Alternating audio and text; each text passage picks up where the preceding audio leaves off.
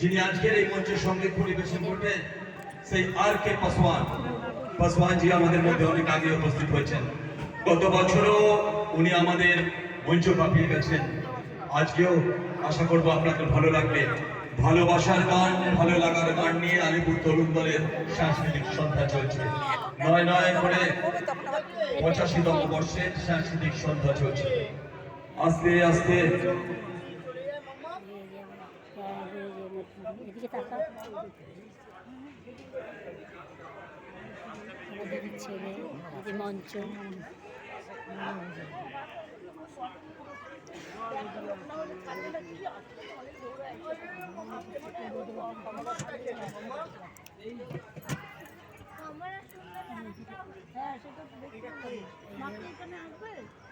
এখন আমি ভিডিওটা বন্ধ করছি, পরে আবার প্রোগ্রাম আরম্ভ হলে তখন আবার চালু করব, ঠিক আছে।